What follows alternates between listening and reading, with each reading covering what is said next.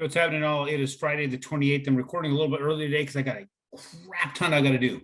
It's been going to be a busy as hell day. I'm back to back. I've got, I think, 5 Zooms I got to be on. One of them goes almost all day. I'm going to readjust this here. So tons of stuff, and I'm trying to fit all that together. And so I'm starting at 7 a.m. Mountain to get this out to you. And because there's plenty to talk about, but I'm not going to take up a ton of time because I got to get on the road. But yeah, the market, I'm getting more people calling saying, what's the rate, than anything else than we're getting right now. Quote requests all over the place.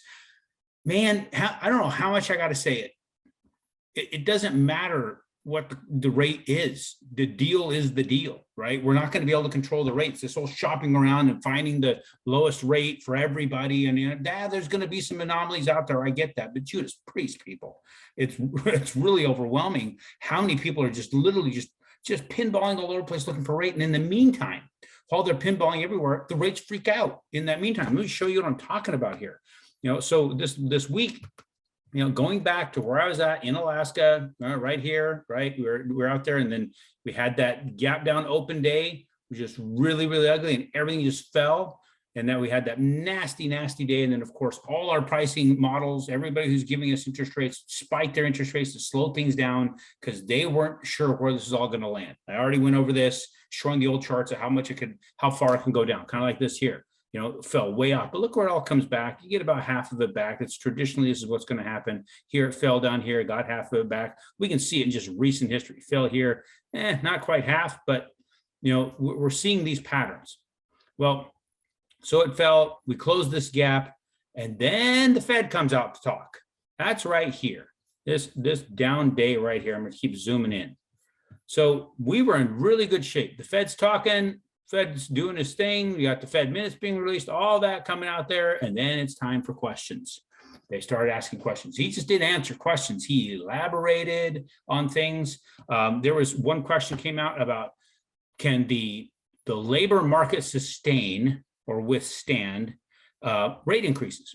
Now, then you say, yes, it could, or we feel confident it'll be just fine. He said, no, this is the strongest labor market I've ever seen, or something to that effect, and it can withstand many rate increases. Not just, it was way too elaborate on what he did. So what does the market hear with that? Many rate increases. They freaked out, right? The longer he talked, the more they freaked out. Then he also referenced that, going forward, we're going to have a less accommodative Fed. What does that mean? Right? We don't know what the future is going to bring. We don't know how beat up the economy is going to be, but what that is, scared everybody to the extent it kept dropping. We lost everything we gained. So that's 1, 2, 3, 4, 5 trading days represented. Actually, the 6th one, because it climbed clear up here. When I priced everything out, when I sent out information to my team, that's where it was at. We were in really good shape. Literally, when questions started getting asked, and traders were watching those reactions from the Fed and how he's answering those questions, they sold everything off. We lost everything we gained and then some. Yesterday, we climbed up, looked like we're going to get about half of what we lost back. We were there, but then we dropped a little bit. Today, we opened way here at the bottom, but look where we're landing, right where we ended last week. Now that was on the 18th. That was the worst day that I had seen in a long time. Had 2 really bad days.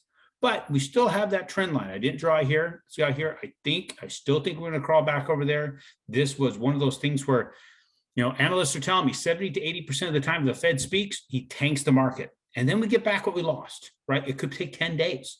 So you're not going to see a lot of real anxious quotes from us right now. You're not going to see us really just, we're going to say, hey, we're going to kind of watch, see how things go. Traditionally, we're going to get this back and get back into this area, probably up in here. I don't know. We were on a bullish run. We were setting a pattern, and then the Fed tanked it, right? And it's all a lot of fear. So what we have here is a lot of emotion playing into the market. We can't control it, right? People want to ask me what's going to happen in the market. I didn't expect that bad. We've seen Fed tank the market, but not tank it like that.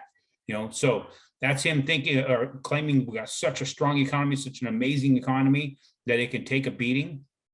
I don't know what economy he's looking at. We have an overinflated economy. We do have supply chain issues, which is definitely contributing to inflation. We have a government that's printing money like they're pouring water out of a glass. That's increasing inflation. Our economy, as far as our job economy, our wage-based inflation, people are not making more money. right? They're having to substitute what they were doing for what they can do now because money is not increasing for them.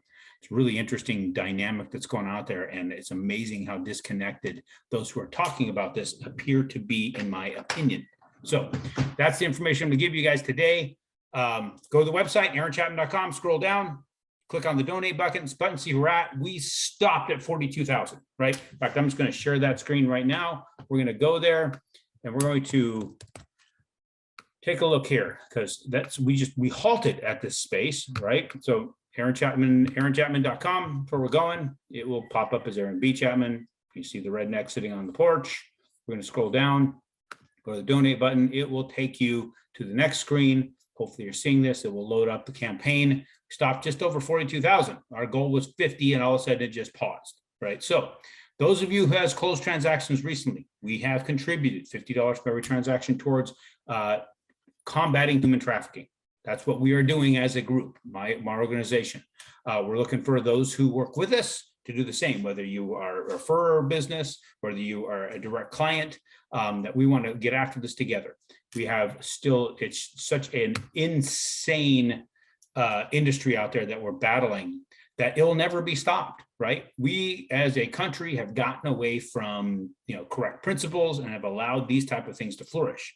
That's what the problem is. So we as individuals have to get back to correct principles, live in correct way. And a lot of it has to do with how you interact with each other. If you interacted with each other properly, right? Instead of being that type of person out there, I deal with a lot of people on the real estate side and all sides, in reality, that their whole goal is to somehow win at all costs. And they do not protect the other parties in it. They're so worried about their particular deal or their income or whatever off of it, that they will risk other people. That is a small smidgen of what grows into something like this, where we have human trafficking, because then other people become a means of benefit for you. Everybody has to win. If everybody wins, guess what? Everybody won. And then you have everybody around you that decides, wait a minute, I won working with that guy. I'm going to continue to work with that person. I'm going to continue to do business with that person. That person will continue to ensure you continue to win. It's a reciprocal thing, right? It's a law of reciprocation. They will be grateful for what you did from before, and they will continue to ensure your success in the future. But if you make it a zero-sum game, like war, nobody wins. The only person who wins in war is a person with the most resources that can withstand the beating the longest. That's it. So if that's what you want, is to exhaust resources, just saying, hey, I held out longer because I had more resources. You still exhausted resources. You still lost. So how about just making sure everybody wins? Therefore, you will win. A little bit of thing to think on. We will catch up with you guys on Tuesday, and hopefully this thing turns around quite a bit and convincingly before then. Thanks.